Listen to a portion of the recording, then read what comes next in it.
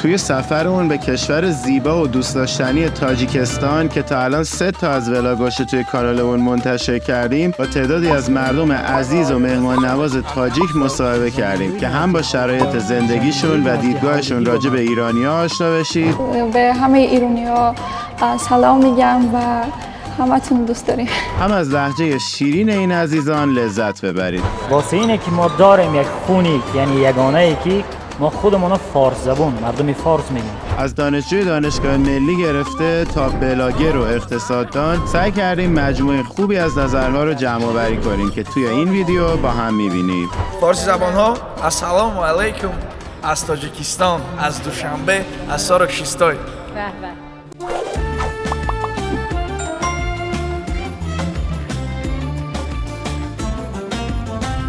داخل همین دانشگاه با یه دوست عزیزی گفتیم یه مصاحبه بکنیم. اسمشون شکرانه هستش، دارن حقوق میخونن و گفتیم که یه کوچولو باشون گپ بزنیم و کلا راجع به دانشگاه و دانشجوهاشون ازشون یه سری سوال و اطلاعات بگیریم. کلی هم سوال پرسیدیم تا بالاخره تونستیم کسی رو پیدا کنیم که گپ بزنه. اینجا خیلی خجالتی ان، برخلاف ایرانی‌ها که فکر کنم همه اکثرا خیلی پرروان، یعنی همچین رودارن، ولی اینجا یکم کم روان. ولی دیگه شکرانه جون قبول کرد که لطف کنه به ما یکم وقتشو بده بتونیم با هم صحبت کنیم، گپ بزنیم. آره تعصبتون میشه مشتی. خب شما سال چندم دانشگاه هستی؟ سال سوم. و اینجا حقوق چند ساله کلا؟ بکالور 4 سال. بعد از آن 2 سال دیگه باید بخونیم تا دیپلمی عالی بگیریم. در واقع همون مستر، فوق لیسانس. مستر. یعنی اگر مستر رو نگیرین کار به عنوان وکیل میتونین کار کنین؟ میتونیم به عنوان وکیل کار کنیم اما نمیتونیم به فعالیت علمی مشغول بشیم. اکثرا دوست دارن مستر رو بگیرن؟ اگر به من نگاه کنیم، من مستر خودم میخوام در رشته دیگه بگیرم. میخوام سایکولوژی بخونم. روانشناسی. اکثرا ها موافقن که بگیرن. دانشگاه قیمتش چطوره برای دانشجوها؟ آیا دولت کمک میکنه یا مثلا حتما باید، یا آیا دانشگاه‌های خصوصی هم وجود داره؟ اینجا قیمت‌ها به چه شکله؟ ما 2 گروه داریم. یک گروه دانشجوهایی که مبلغ میدن میخونن و ماییم که از طرف دولت بورس میگیریم و ماهانه اسکالر میگیریم، طبق بورس میخونیم و حدوداً مبلغ سالانه 13,000 تاجیکی است. خودشون میدن؟ خود دولت میده؟ دولت به ما میده و کسایی که کنکور موفق نشدن برای بورس گرفتن خودشون میدن. پس هر کسی میتونه بره دانشگاه، ولی اگر آزمون ورودی خوب بشه بورس میگیرن، اگه نشه باید پول. کسی هست که بخاطر اینکه کنکورش خیلی بد بوده اصلا نتونه بره حتی با پول؟ هست. اگر خیلی امتحانش بد بوده نتونسته موفق بشه حذف میشه و میتونه سال دیگه خودشون امتحان کنه. پس یه حداقلی داره برای ورود به دانشگاه. ولی خب چند درصد مردم معمولا میتونن یعنی میرن دانشگاه؟ معمولا 70%. 70%. و وقت چند درصدشون بعد از اینکه فارغ التحصیل میشن میرن خارج از کشور برای کار؟ آمار دقیق نمیدونم اما یک شماره معینی میرن. یعنی تعداد فکر می‌کنی زیاده به نسبت کسانی که اینجا درس میخونن بعد برای ادامه تحصیل میرن خارج از کشور و بر نمیگردن تاجیکستان؟ چقدر زیادن این؟ دوستای من اصلا میرن خارج از کشور میخونن مستر خودو، برمیگردن تو مقاماتای خودمون فعالیت میکنن. خود شما هم دوست داری همینجا بمونی؟ دوست دارم اول برم مسترمو بگیرم بعد بیام همینجا کار کنم. اکثرا کدوم دانشگاه یعنی کدوم کشور رو برای مستر ژاپن میخوام برم و کجا؟ ژاپن. اگر بشه ترکیه. بین این دوتا داری انتخاب میکنی. بعد اینجا پس شرایط کار در کل فکر میکنی خوبه؟ مثلا اکثرا اینطور که فهمیدم اکثرا دوست دارن برگردن اینجا کار کنن، راحت کارگیر میارن. کسایی که دانششون خوبه، کسایی که خیلی خوب درس خوندن و فارغ التحصیل شدن بالفاصله صاحب کار میشن، دولت دستگیری میکنه و کسایی هم که نتونستن خوب باشن در روند تحصیل میرن به کسب دیگه مشغول میشن، مهاجرت میکنن. اما اون کسایی که تستاشون رو دادن خوب فارغ التحصیل شدن حتما کار میکنن به تشکیلات بین المللی در مقامات‌های دولتی. رشته حقوق جزء رشته‌ایه که درآمدش زیاده به نسبت بقیه شغل‌ها؟ فکر نمی‌کنم زیاد باشه اما متخصص کم داریم. شماره بیشتری آدمایی که فارغ التحصیل میشن با استانداردهای بین المللی موافق نیستن. کلاً حالا میتونم بپرسم، معمولاً حالا نه فقط حقوق، کلاً دانشجوها، کسانی که تو دانشگاه درس می‌خونن بعد از بیرون اومدن دانشگاه حدوداً چقدر ممکنه انتظار داشته باشن حقوق بتونن بگیرن؟ اوریج حدوداً 2 تا 3 هزار سامان. بعد این بیشتر از اینه که کسی که نرفته دانشگاه. منظورم کسانی که بعد از دانشگاه چقدر میگیرن، چون 2 تا 3000 سامانی فکر کنم میانگین همه هست، نه فقط کسانی که دانشگاه. نه الان وضع اقتصادی ما خوب است، بهتر است. بورسیه‌های هر ماهی ما هم بالا رفته و سطح زندگی هم بهتر شده. فکر میکنم حدوداً 2000 نرمال به دست بیارم. الان من خودم هم دانشگاه میخونم هم کار میکنم و حدوداً 2000 تا به دست میارم. پس کسی که فارغ التحصیل میشه بیشتر از 2-3000 باید بگیره. حدوداً آره. کلا دوران دانشجویی اینجا زندگی چجوریه به نظرت؟ استقلال دارن دانشجوها اکثرا خودشون زندگی میکنن یا با پدر و مادر زندگی میکنن؟ خوابگاه دانشجویی دارین اینجا چجوریه کلا؟ من از یه شهر قدیمی خردی نزدیک سمرقند، یکی از شهرهای ازبکستان، در آنجا تولد شدم، بزرگ شدم و شهر خرد اومدم. عائلم اونجان و من اینجا مستقل زندگی میکنم. خوابگاه دخترانه داریم. تو خوابگاه درس میخونیم اونجا هم، بورس میگیریم اونجا هم. از زندگیم راضیم. پس خانواده توی ازبکستان زندگی توی تاجیکستان یه شهر داریم نزدیک سمرقند، مرزیه. پنجکنت نیست؟ پنجکنت. ما رفتیم اونجا آرامگاه ما اول رفتیم ازبکستان و از سمرقند از مرز رد کردیم اومدیم پنجکنت دیدیم. خوابگاه رو خود دولت میده درسته؟ خوابگاه کی نیست، یه مؤسسه شبانه روزیه فقط واسه دستگیری دخترایی که از منطقه‌های دور میان برای تحصیل و اونجا از شبانه درس میخونیم، انگلیسی، کامپیوتر، روسی و بورس میگیریم ماهانه. در واقع اون پول رنت و اجاره همون جایی برای خوابت و رنت میدیم اما خیلی کم، 1000 تا برای یه سال. 1000 تا برای یک سال. چقدر خوب، چقدر عالی. میدونید مثلا توی ایران دانشگاه‌های دولتی اینجوریه که پول نمیدی، خوابگاه و اینا هم خیلی ارزونه، ولی اگر که بخوای بعد از اینکه درس تموم میشه حتما باید توی ایران چند سال کار کنی که لازم نباشه پول بدی، وگرنه اگه بخوای بری خارج از کشور باید یه پول زیادی به دانشگاه بدی. حالا اونقدر زیاد نیست ولی باز به نسبت زیاده، باید بدی که لازم نباشه تو ایران کار کنی. اینجا این قانونو داره؟ در اصل داره. برای دیگر رشته‌ها 3 سال باید اونجایی که دولت مقرر میکنه کار کنی وقتی بورس میگیری از دولت، ولی در رشته ما کم به نظر میرسه. دولت برای متخصصی 100% نیاز داره و حقوق هم که یه فن یه رشته خیلی جدی است و نه همه میتونن تو اون جایگاهی که دولت مقرر میکنه پس از دانشگاه مشغول به کار بشن، شروع به کار کنن. واسه همین واسه ما این طلبات انقدر هم حتمی نیست و ما میتونیم بیشتر در فعالیت عملی کنیم و بعداً برای دولت کار کنیم. اینجا کلا چه رشته‌ای بیشتر تو بورس، چه رشته‌ای دانشجوها دوست دارن؟ کسی که تو دبیرستانه مثلا جو به سمت حقوق بیشتر، مهندسی، پزشکی یا رشته‌های دیگه؟ رشته پزشکی خیلی بالاست ریتینگاش، بعد از اون ما و بعد از اونم کامپیوتر. مثلا ایران دیگه تقریبا. شما توی دبیرستان همه یکسان، یعنی درسایی که میخونن همه یکسانه یا اونجا هم رشته دارین، اونجا گرایش دارین؟ کلاس 9 همه رشته رو میخونن، یه برنامه از یه برنامه، بعدن وابسته به سمتی که میخوان در آن آزمون قبول شن میرن میخونن، طبیعیه یا انسانی. بس اونم مثل ایران. حالا جدا از صحبت دانشگاه کلا فیلم‌های ایرانی میبینن مردم اینجا؟ شما فیلم‌های ایرانی میبینین؟ من میبینم. یکی از سریال‌های مشهوری که دارین حضرت یوسف پیامبر خیلی دوست دارم من، اما نقطه‌اشو بلدم جاش چی میشه. و بعداً شهرزاد آهنگ دیدی موسیقی ایرانی هم خیلی گوش میدن، خیلی زیاد گوش میدم. خواننده مورد علاقه ایرانیت کیه؟ حاجت اشرف زاده. یه شعر داره، یه سرود داره، ماه و ماهی. خیلی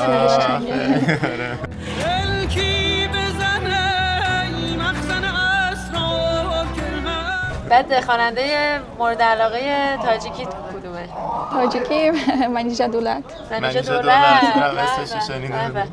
تو بهاری من کو، مرهم و یاری من کو، تو بهاری من. اتفاقا ما دوست داریم با یکی از خواننده‌های معروف تاجیکی هم مصاحبه بکنیم، احتمالاً یا امروز یا فردا. دلیلش چیه که اینجا اکثرا خجالتی ان، دوست ندارن صحبت کنن جلوی دوربین؟ به خاطر خانواده هاست یا مثلا چون تو ایران مثلا اگه بری، یعنی یه نفر از خارج از ایران بره بپرسه، مطمئنم آدمای خیلی بیشتری دوست دارن مثلا گپ بزنن اینجا. نمیدونم راستی، من از خردی با اکران با مانیتور بزرگ شدم و نمیدونم دلیل خجالتی بودنمون چیه. میشه گفت هم از عائله وابسته است. چقدر میخوان که دختراشون روی اکران بیاین، چقدر میخوان اونا رسانه‌ای شون. فکر میکنم وابسته به همین دیگه و چقدر خواهش اون دخترها که میخوان خودشون رو معرفی کنن، دولتشون رو معرفی کنن. ممکن است با شما فقط همین دخترها متوجه همین دخترها شده باشین، نمیدونم. صفی ما هم زیاده. خیلی متشکرم، تشکر از شما. خیلی خرسند شدیم، اطلاعات خوبی بهمون دادی، عالی بود، واقعا لطف کردی. مرسی. اگه تو هم سوالی از ما داری بپرس. اولین دولتی که تاجیکستان رو به حیث دولت اعتراف کرده ایرانه و به همه ایرانی‌ها سلام میگم و همتون دوست داریم. تشکر. مرسی. ما خیلی تاجیک‌ها دوست داریم و واقعا لذت می‌بریم با از گپ زدن. مردم تاجیک چقدر مهمون نواز، چقدر مهربون، خوشرو، اصلا حسابی کیف کردیم دیگه. واقعا خیلی لذت بردیم.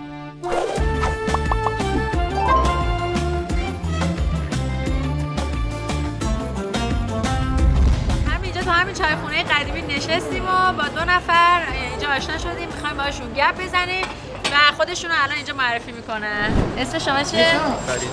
فریدون. اسم شما چیه؟ اسمم یونس. میخوایم آقا یونس یکم بشینیم گپ بزنیم کلا راجع به زندگی جوونا توی دوشنبه و حالا مسائلی که جیف البدایه بیاد و راجع بهش صحبت کنیم. خب آقا یونس چند سالته تو؟ 27 سالمه. چند سال دوشنبه زندگی می‌کنی؟ همیشه اینجا بودی؟ همیشه اینجا تولد شدم اینجا. همینجا متولد شدی. جای دیگه نرفتی برای زندگی؟ برای زندگی هم رفتم، برای تحصیل رفتیم اصلا. اینجا تحصیل کردیم و کجا؟ دبی. امارات بودیم. اینجا تحصیلم هم کردم اونجا، بعدش هم اونجا یک شرکتی خرد با برادرم باز کردیم و یک مدت اینجا کار می‌کردم. چند سال دبی بودی؟ 9 سال. 9 سال دبی. کلا 9 سال بودم. غیر اون رفتم، یعنی دولت‌هایی که سفر کردم اگر چی باشه بگم، رفتم ایران، دیگه عمان رفتم، سعودی هم رفتم، ترکیه، منچستر، بریتانیا. منچستر چقدر وقت بودی؟ 6 ماه. 6 ماه. از طرف بریتیش کانسل اونجا روانمون کردن برای پرکتیس. و در نهایت تو که این همه جا رو دیدی، نظر راجع به زندگی تو دوشنبه چیه؟ جای دیگر رو دیدی، فکر می‌کنی که اینجا مثلا خیلی دوست داری اینجا رو، همیشه دوست داری بمونی، به هیچ وقت اینکه جای دیگه زندگی کنی فکر نمی‌کنی؟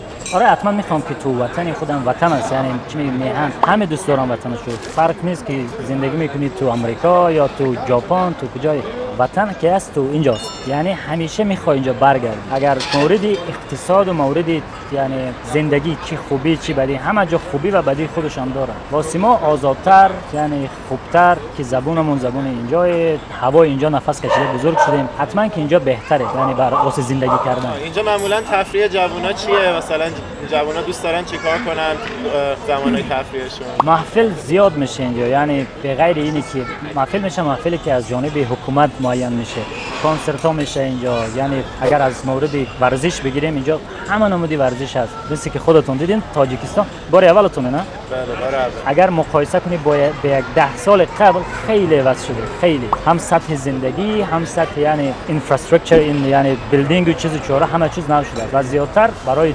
تفریح برای جوانان. یعنی خوبیش در چی است که ما آزاد هستیم که بکنیم چی کاری که دلمون میخواد. اینطور نیست که کاری باشه که یعنی تو دیگر دولت‌ها اجازه باشه برای اینجا ممنوع باشه، نه، تا اون موقعی که یعنی ضد قانون نمیره ما آزاد هستیم میتونیم. بعد اینجا معمولا جوونا اکثرا علاقه به پارتی کردن و مشروب خوردن و اینجور چیزا دارن، یا مثلا چند درصد فکر می‌کنی؟ درصد که نمیدونم، کمتر از نصف، بیشتر از نصف، اکثریت نصف، حدود هولوش نصف.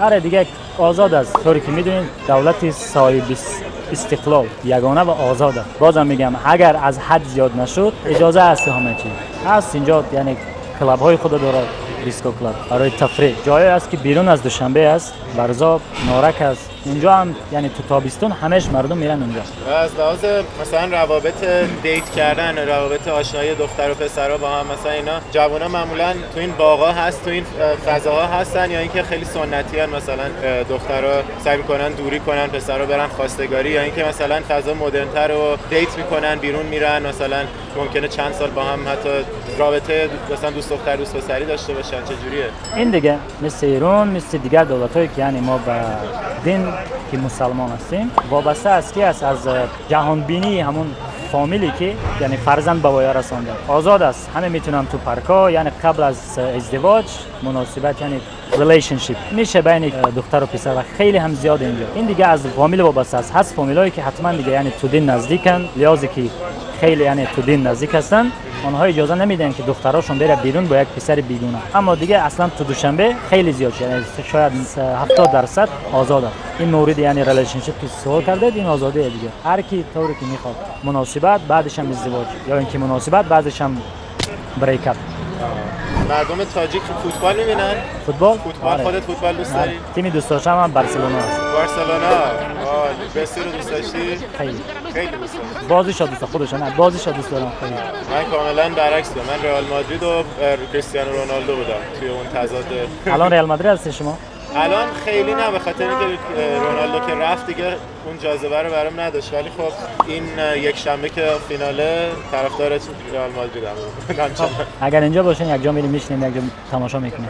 آره خودت میبینی فینالو دیگه؟ آره حتما دیگه انتظاره. اینجا کجا هست که اکران کلان بهش میگن، یه جایی که همه جمع بشن، همه جوونا و با هم دیگه فوتبال ببینن؟ از خیلی اینجوری جا زیاده. تو پارک پابدا است که فکر میکنم نرفتید اینجا. پارک چی؟ پابدا. غلبه. آره اینجا هست بعد جاهایی است که مخصوصا واسه این پروژکتور گذاشتن و مردم اونجا هم هست بیرونی هم هست داخلی. دیگه خواهش شما که کجا میخواین باشید، فضای آزاد یا اینکه داخلی بیلدینگ. خیلی زیاده اینطوری جا. خیلی هیجان دارم برای این فینال چمپیونز لیگ، به خاطر اینکه کلا توی اینجور کشورها که همه عاشق فوتبالن خیلی جو و فضای بالاتری داره و کلا فوتبالای اینجوری دیدن توی کشورهای جدید همیشه جزء جذابیت‌هاست برای من. این دفعه که رئال مادرید و دورتموندن، دوست دارید رئال مادرید ببره یا دورتموند؟ فکر خودم نمیتونم بگم تو این کجا ببره. چرا جایی که همیشه بارسلونا است اونجا اتنشن هم هست. ببخشید که شما فنی ریال مادرید. حالا الان که تیم ملی تاجیکستان داره خیلی قوی میشه جدیدن و امیدوارم که به جام جهانی بعدی هم برسیم و ما هم میریم خودمون تاجیکستان رو تشویق میکنیم. مخلص آرژانتین میشیم ما. میگم آرژانتین تاجیکستان، گفتم آرژانتین. ما خودمون میریم مخلص تاجیکستان میشیم. سوال من اینه که قبل از این که تاجیکستان هنوز تیم ملی قابل ارائه‌ای نداشت در سطح جهانی، شما طرفدار ایران بودین یا نبودین وقتی ایران بازی میکرد؟ حتما که دیگه یک بازیگرشون اسمش ببخشید که یادم میره که آذربایجانی بود. تو دبی که بودن اون خیلی مشهور بود اون موقع، یعنی با یک دوستمون که اسمش هم سلمان بود، با اون خیلی یعنی علاقه‌مند بودیم به تیم ایران. اون همیشه میومد خونه بریم فوتبال ایران میزنه با اونجا، ایران میزنه با اینجا. تو شروع اینقدر اعتقاد نداشتم، بگم از مجبوری هم شد میشه، یعنی خیلی بد وابسته شدم.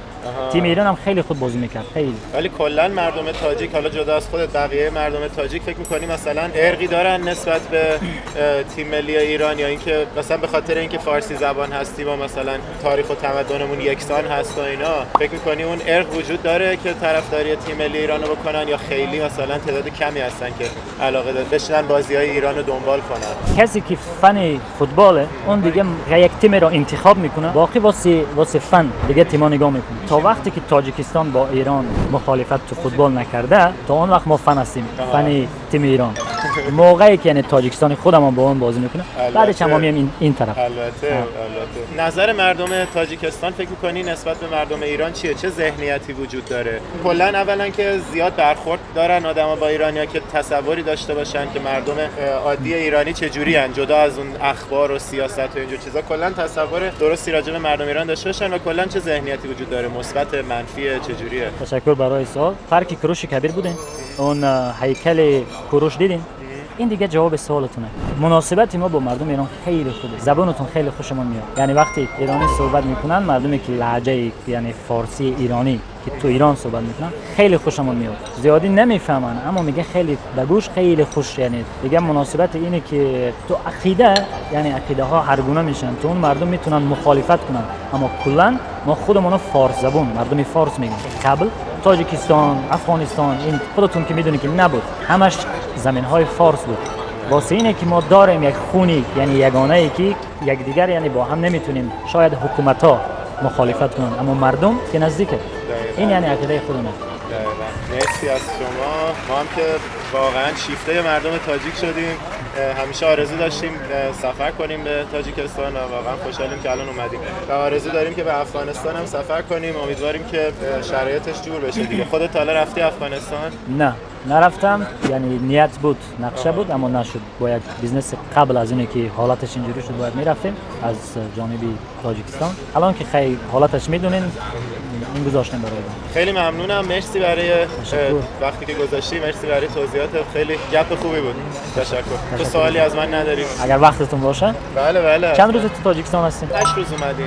تو 8 روز نمیشه یعنی یک پوینت آف ویو ایجاد بشه، یعنی تو این 8 روزی که بودید حتما که رفتین جاهای. بله. همش دوشنبه رفتی یا بیرون هم رفتین؟ ما از پنجکن شروع کردیم. از سمرقند اومدیم پنجکن تو آرامگاه رودکی و اسکندرکول رو دیدیم، بعد اومدیم دوشنبه. دیگه حالا از اینجا یا نارک میریم و حصار و دور و بر اینجا رو میریم، ولی دیگه اوجند و پامیر و اینا رو دیگه تو این سفر فرصت نمی‌کنیم. چی فکری دارین؟ یعنی تو این 8 روزی که دیدین مردم هم دیدین، رفتین تو جاده ها، رفتین حتما تو غذا خوردن، مردم ملاقاتشون، یعنی چی، یعنی یکم خلاصه اومد یا نه؟ واقعا اصلا مجذوب شدیم، تحت تاثیر قرار گرفتیم. اولا که انتظاراتمون پایین نبود، به هیچ وجه انتظاراتمون بالا بود، ولی از اون هم خیلی فراتر بوده و واقعا مردم که همه مهربان، گرم، مهمون نواز، امنیت چقدر خوبه اینجا، امنیت چقدر فوق‌العاده است، شهر چقدر همه چیز تمیز، شیک، مرتب، شهر دوشنبه. یعنی تصوری که من 5 ماه پیش راجع به تاجیکستان داشتم خیلی فرق داره با تصوری که مثلا یه ماه پیش قبل از اینکه بیایم سفر داشتم با تصوری که الان دارم که اینجاییم. هی مرحله به مرحله، هی از اون چیزی که بود هی چندین قدم هی رفت بالاتر و بالاتر. واقعا خوشحالم که این تجربه رو ما داشتیم و امیدوارم که همه کسایی هم که این ویدیو رو میبینن روزی به تاجیکستان سفر کنن، چه از خارج از ایران چه از خود ایران. یعنی واقعا انگار داریم سفر داخلی میکنیم ولی به یه ایران آزاد و امیدوارم که شما هم بیاید. کسی که این ویدیو نگاه میکنه بدونید که تاجیکستان مردم خیلی مهمان نوازن و تا جایی که جای داره میتونید بیاین اینجا. مرحمت میگیم ما به این، یعنی کسی که میخوایم دعوت بکنیم ما میگیم مرحمت. زبان فارسی که ایرانی صحبت میکنه شما میگین بفرما میگین. خیلی ممنونم ازت. تشکر. خیلی خوشحال شدم. فرصت شدید.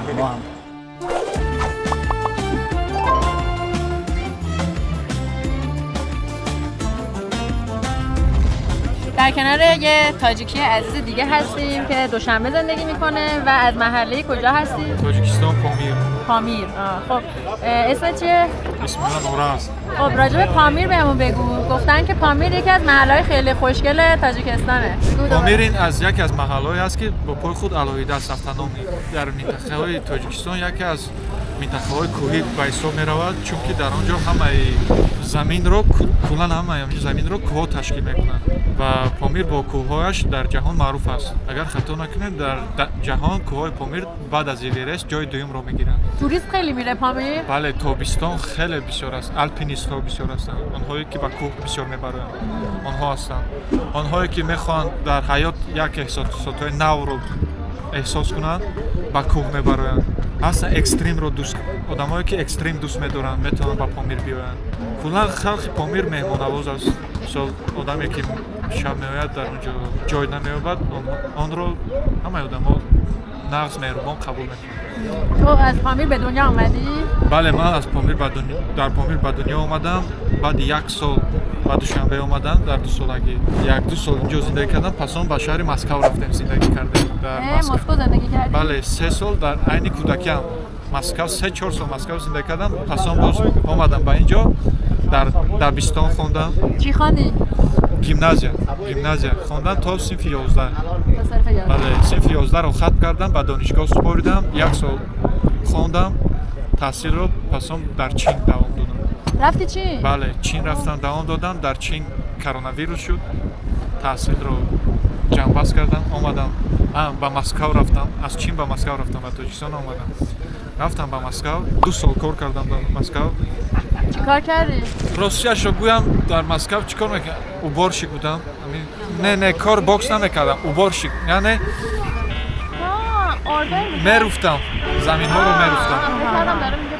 نه، باکس پسند میکردم. اول میرفتم. راستی گپ شرایط ساز نبود. اول 6 ماه کار کردن در ترگاوی سنتر میدونیم ما торговец шопинг центра намедон شاپینگ سنتر کلان است در آنجا کار میکردن همچون اوبرشی کار میکردن 6 ماه کار کردن بعد 6 ماه به استادیای بریگادیر شدم بریگادیر فرمانده فرمانده شدم در اونجا بعد 4 ماه فرماندهی باز ادمنستراتور شدم در همون جایی که من اوبرشی کار میکردم باریکلا بله ادمنستراتور پسان که به استادیای منیجری من گفتم من بس کردم من گفتم که به وطن برمیگردم آمدم در تاجیکستان الان با خطایا کار میکنم در جای تخصصات ماشین کنم لیکن اگر وقتتان شود کسی باشد مهمان چیزی نباشد حتما با پامیر یا بروید چون که احساساتایی که در آنجا شما میگیرید فراموش نشونده است.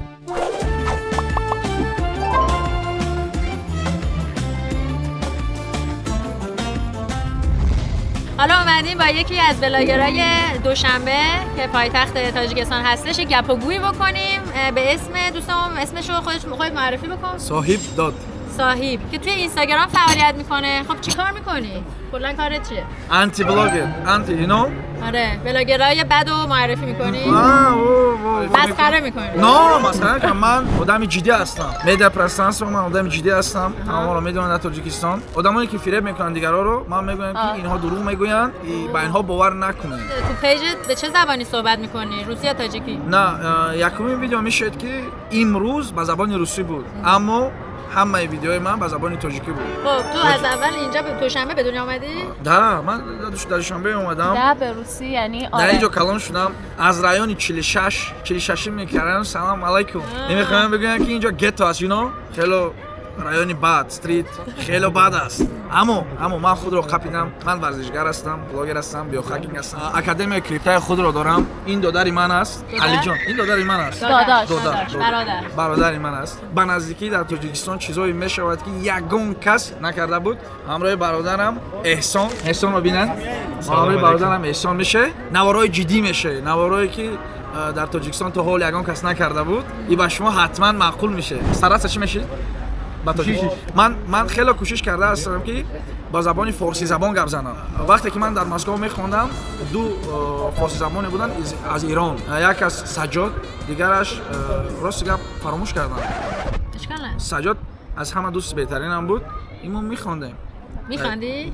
میخوندن نه من میخندم میخوندن اونجا درس میخوندن منظورش این بود که یونیورسیته. خب ببینم حالا که تو بیشتر مشکلای بلاگرای مختلفو میگی بهمون یکی از مشکلای اینجا رو بگو مشکل دوشنبه کلا مشکلی که تو زندگی داری چیه؟ دوشنبه خیلی تیز عزیبت کرده است میدونی اینو میبینی همه جا من تاشکند بودم تاشکند این خیلی نیست دوشنبه خیلی زیبا است دوشنبه با من خیلی نغز میبینی چی میشه با خوشگل نغز میبینم و میخوام بگم که دوشنبه بهترین جا است که برای زندگی مرکز رو من خیلی دوست میدارم در اینجا میشینن آزادی است مقصد میخوای در اینجا بشینی صحبت کنی با دختران با مهمانان عزیزمون از ایران امروز ما نشان میدیم به شما دوشنبه رو من خیلی خرسند میشم که شما امروز مهمانی ما میباشید خیلی عالی مرسی خب ببینم از آهنگای ایرانی چی گوش میدی آهنگای ایرانی از آهنگای چی بود نامش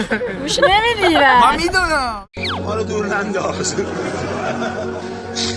ما اینقدر به درد نخور نیستیم میگن اتفاقا خیلی از تاجیکستانی‌ها به ما گفتن که 90% آهنگایی که گوش میدن آهنگای ایرانیه پس تو گوش نمیدی ها من گوش میدم یکی از آهنگا رو بخون موین گوش میدی موین رو دوست میدارم خب من عینک دارم زن ایرانی تکه موین خونده من زن ندارم زن نداری؟ نه دخترم نداری؟ دوست نه الکی میگه اینو همه تاجیکا میگن من میخوام بیام از این تلفن اعلام میکنم اینا همه میگن من بلاگر هستم همراه من رو میفهمد صحبت میکنن همراه من کار میکنن کار فعالیت در یوتیوب اینستاگرام اما این خیلی دخترها حاضر نیافتم حاضر نیافتی خب ممکن میام ممکن تو باشی نه من دیر شد برام تو چند ساله هستی؟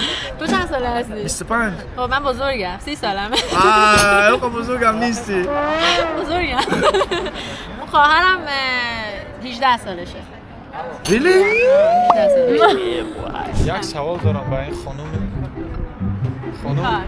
نیکا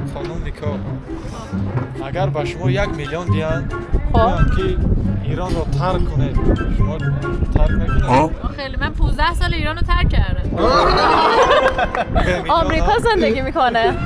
اگر به من بدین 1 میلیون من خرج کنم. من هم نمیکنم برای اینکه حاضر شکر خدا برای من همه چی هست. دوشنبه رو من خیلی دوست می‌دارم. من می‌خوام دوشنبه رو تاجیکستان رو معرفی کنم. بین‌المللی می‌خوام که تاجیک‌ها رو بدونن تاجیک‌ها چقدر هستن، تاجیک‌ها خوب هستن.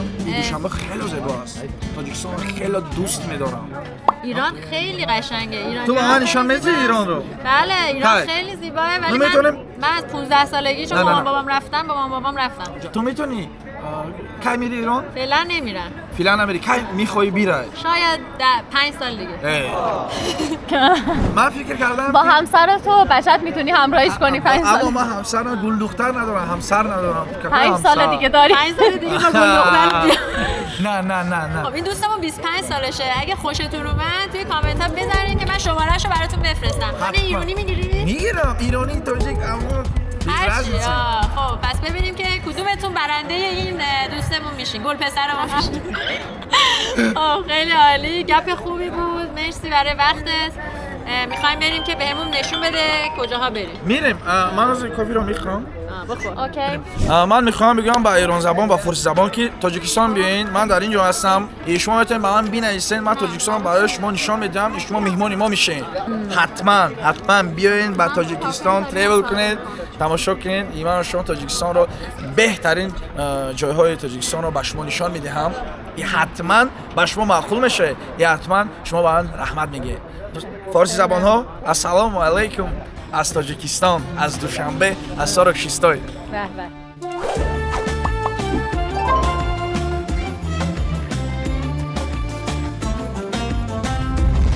حالا با آقای رستم که توی خود دوشنبه کار میکنن اومدیم نشستیم باواریا هاوس، یه دونه باره، جاتونم خالی. به سلامتی همتون مینوشیم و یه گپی میزنیم راجع به شرایط اقتصادی مردم توی دوشنبه، سبک زندگیشون و کلا یه گفتگوی خودمونی خواهیم داشت. آقای رستم یکم خودتون رو معرفی میکنین اول؟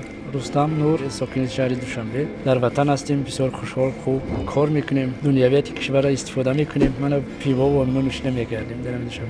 در وسط گرچند که دنیا ناآرام است، طالبان در سرحد، بسیار یک کشور آرام، بسیار کشور خوب. تاجیکستان من شما دیدید که چقدر پیشرفت داره دوشنبه.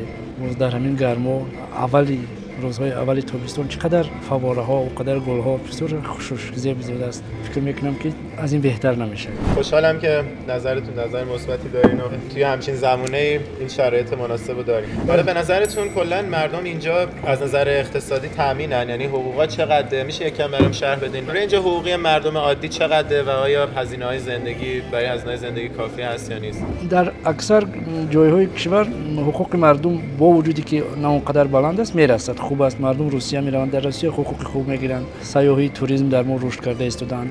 باز همین صنعت کوهی بسیار در ما همین کارخانه هایی که با سیمنت و به اینو مشغولند. بعد باغ پروری، عموما در میوه خشک، زراعت در دوشنبه ناحیه‌های گرد و اطراف آن خوب است، بد نیست. ولی حقوق البته نه با اون مثل کشورهای پیشرفته، چون که ما نه کنون داریم و ایستا بعد از سالهای جنگ‌های بعد از همون سالهایی که جنگ‌های شرمندی بود. نه تاجیکستان جوان است، هنوز دارد رشد میکند. درست. اما زندگی از سالهای پیش خیلی خوب است، نوابسته از اون مشکل‌هایی که در کشورهای همسایه هست. حالا چقدر هست مثلا حقوقا؟ معمولا چند سامانیه؟ یا حقوق متوسط مثلا یه مهندس فرض کنیم، مهندس 300-400 دلار حقوق یک مهندس. معلم هم خیلی از 2000 تومان تا 3000 تومان، یعنی که 200-300 دلار خیلی حقوق میگیرن به حساب میانه. اون نفری که خیلی بیزنس کدومی که رستوران اینا دارن با خوب هستن، خیلی میتونه بیشتر.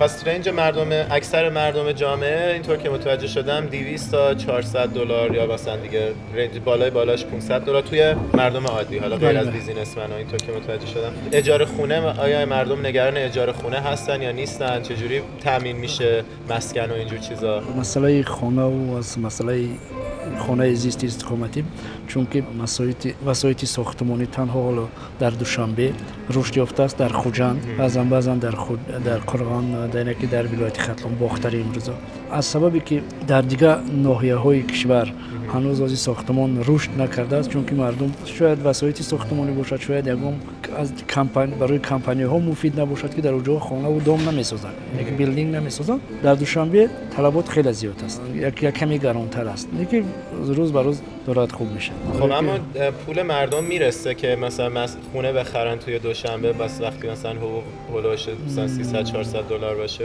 نه اونقدر، چون که نفرایی که در روسیه کار میکنن یا که در اینجا بیشتر کمک به یکدیگر، مثلا برادران در یک خونه هستند از حساب پدر زندگی میکنن، بعد یک جای شده دست جمعانه به یکیش خونه میگیرن، باز به یکیش همیخیل یک آدم خودش اگر کار کنم گوید خونه گرفتن کمی مشکلی ها دارد. لیکن باز هست نفرایی که بیشتر درآمد دارن با یک کس دیگر یاردم میکنن، برادرشون یکم چیزا شوکتی از بانک پول میگیرن. بس از شرایط وام گرفتن چجوری؟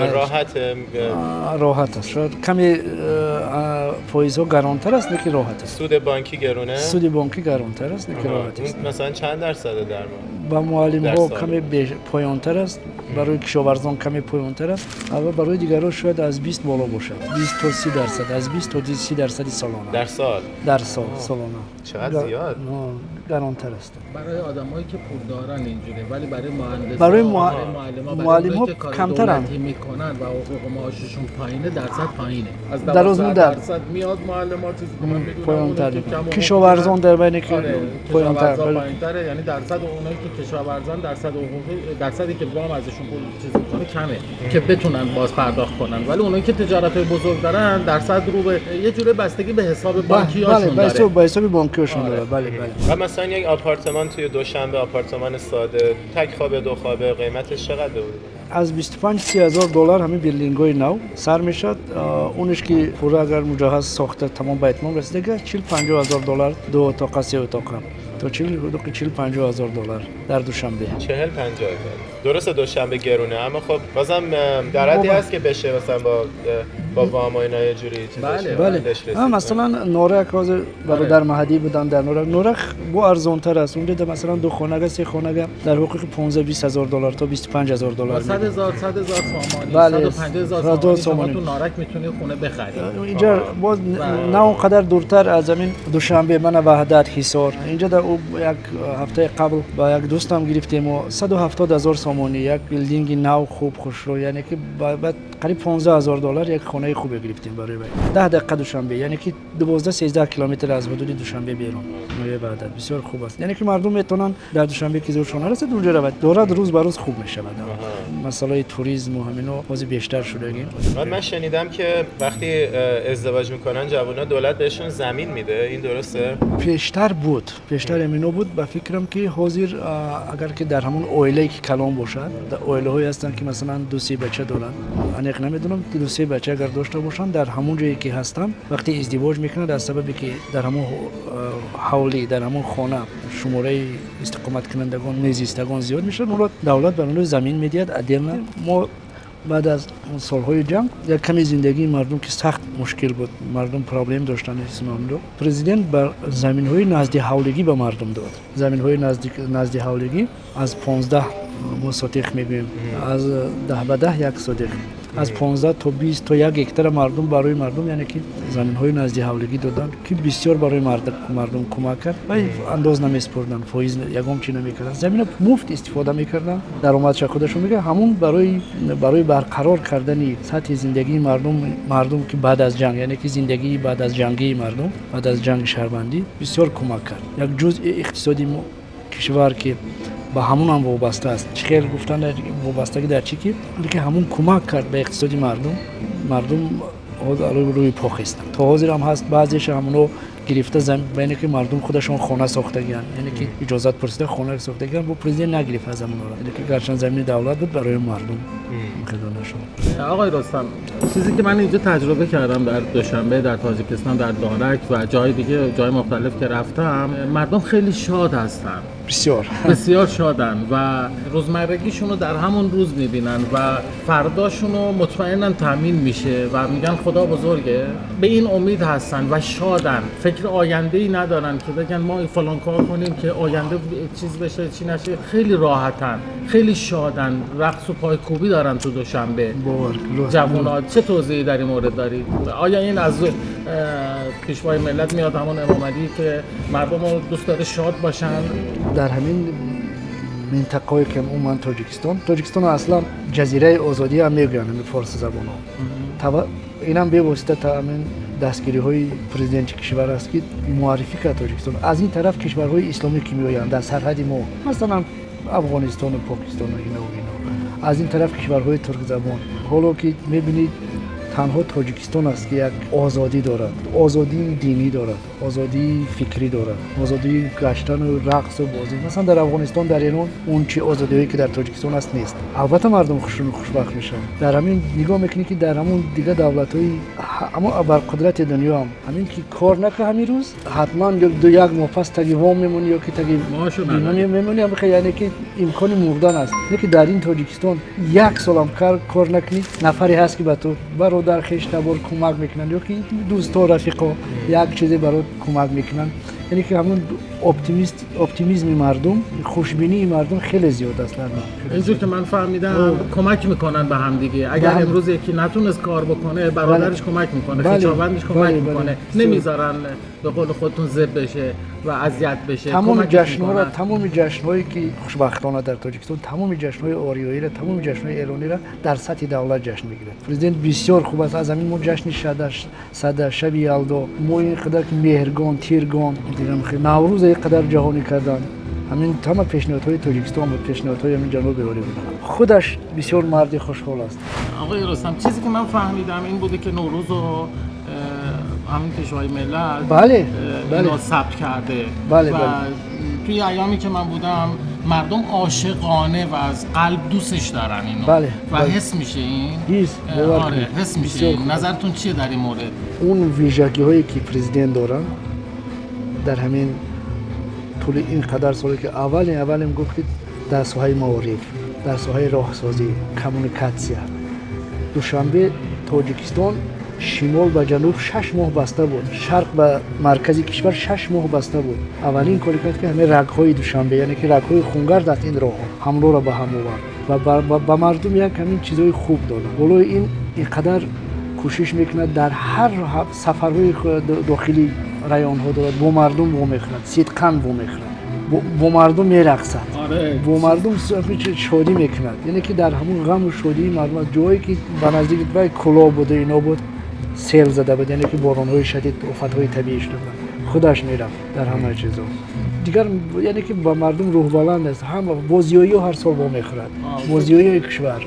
فکر میکنم من اینجور که از صحبت شما فهمیدم مردمی است، یعنی که پرزیدنت مردم رو دوست داره و تشویقشون میکنه به شادی. و چیزی که من فهمیدم اینه که نگران آینده نمیخواد باشن، اینا تأمینشون میکنه. بله. احتیاجی نیست نگران باشن که اگر امروز کاری نکردن یعنی مشکلی براشون پیش اومد، فردا معاشی ندارن یا نمیتونن زندگی کنن. یه جورایی از دل مطمئنن به آیندهشون. مطمئنن.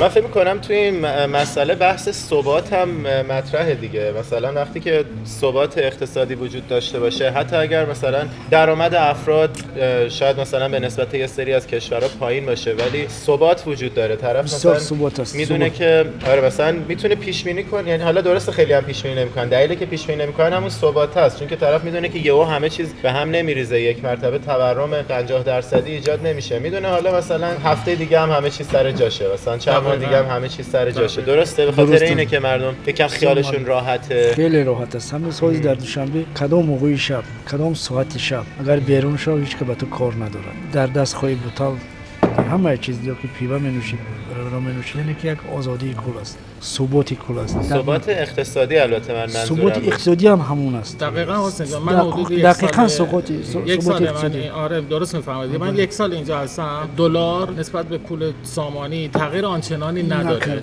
دلار دارد پایین میاد. آره دلار داره میاد پایین، یعنی ارزش پول تاجیکستان داره میره بالاتر. و اینجا چیزی که حالا من فهمیدم، اگر دلار یعنی ارزش پول تاجیکستان سامانی بیاد بالاتر، قیمت اجناس میاد پایینتر، یعنی قیمت اجناس تفاوت میکنه. و قیمت حالا نانی که 2.5 سامانی بوده تو این یک سال همون 2.5 سامانی اگر تغییری نمیکنه، اگر دلار بیاد پایین و ارزش پول اینا باز بره بالاتر شاید به 2 سامانی هم برسه، یعنی گندمشون ارزون‌تر بخرن.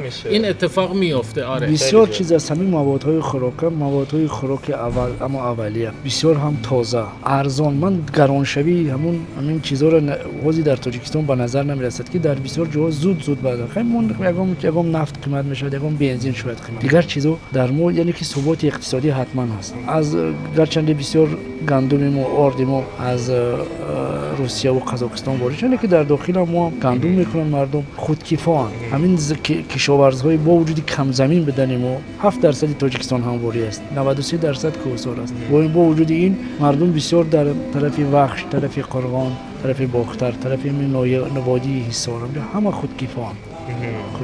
یعنی که مردم با اون حقوقی که 200 یا که $250 یا که $300 که میگیرن الان در شرایط امروزه جهان خیلی کم است. دیگر طرف زندگیشون از همون شاید ارزانی باشد، شاید که از همون زراعتی گرد و اطراف دوشنبه شو باشد که زود به دوشنبه میاد. حالا من یه سوالی که دارم، دولت چجوری این امکانات رو فراهم میکنه؟ درآمد دولت چیه؟ نفتو که نمیفروشن، یعنی نفتو که به اون صورت هنوز استخراج نکردن، پس چجوری دولت میتونه این همه امکانات برای شهروندان ایجاد کنه؟ تاجیکستان از جهت ذخیره یک تنها نفت و گاز نداریم که دیگر ما خیلی باید قدر معدن‌های کوهی سرما داریم، تمام سرمایی که در کان طلای زرافشان داریم، بالای این پخته داریم، معادن طلا، کوهی سرما که از اونجا تمام خیلی برای تمام همون ارتش، برای همه ارتش‌های بزرگ دنیا معدن‌های از ذخیره‌های کوهی سمنت، تاجیکستان سمنت وارد میکرد 10-20 سال پیش از پاکستان، از اینجا هازی ما سمنت یعنی که سمنتی از ما، ولی برعکس با کل منطقه ما تامین کننده هستیم، با افغانستان با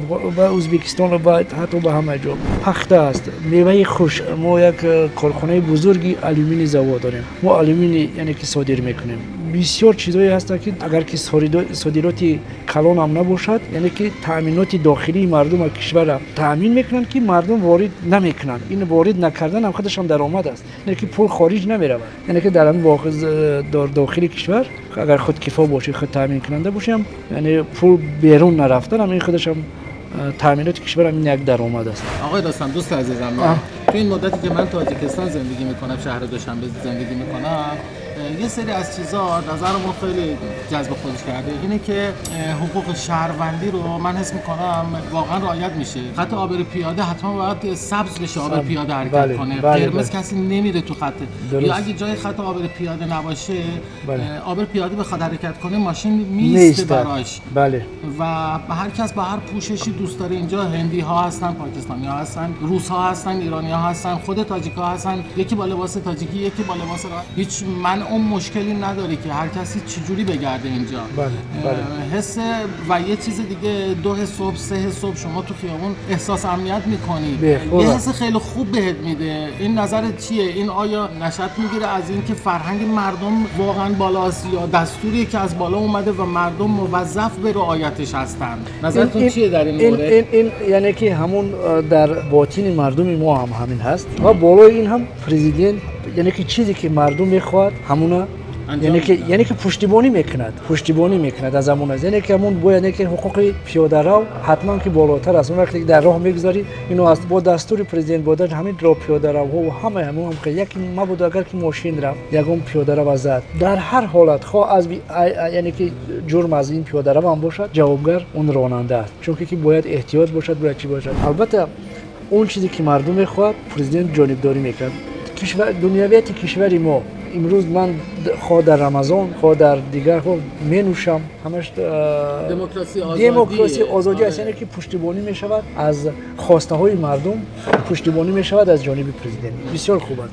امروز چیزی که من مشاهده کردم ما رمضان خیلی اینجا روزه میگیرن، اعتقاد دارن دیگه روزه میگیرن، ولی کسی هم که بخواد بنوشه مینوشه، کسی که بخواد غذا بخوره غذا میخوره. و چیزی هم که باز دیدم این نیست که کسی بیاد عبادتی بکنه، هر کس برای خودشه. واقعا چیزی که من تو این 1 سال دیدم اینجا رئیس جمهور رو واقعا دوست دارن، یعنی از قلب دوست دارن، از قلب دوست دارن. باور کن واقعا این قدر ما پارک خیابانی رودکی داریم، در اینجا داریم باغ کوروش داریم، نوروزگاه داریم، کاخ نوروز داریم. همه چیزهای صفر آریایی در اینجا حفظ میشوند. آقای مجید میبینم در توی ایران، در توی افغانستان باز اینو نیست. یک شاعر بزرگ، یک شاعر معاصر داریم و بسیار خوب است، محمد غایب، میگه تاجیکستان وطن نوروز است. بله. واقعا من میدونم که ایران در وجود مثلا پاسارگات و اینا همش مثال شده که تو اینجا تاجیکستان همه چیزهایی که دنیویت آریایی در اینجا حفظ شده است. برای ما میگم که تاجیکستان جزیره آریایی است. چیزی که من مشاهده کردم، ما ایرانی‌ها رو خیلی شما دوست دارید. به حد ما بگیم ایرانی هستم، واقعا میگم خیلی اینو آدم به وجد میاد که از صمیم قلب ما رو دوست دارید و از خودتون میدونید اینو.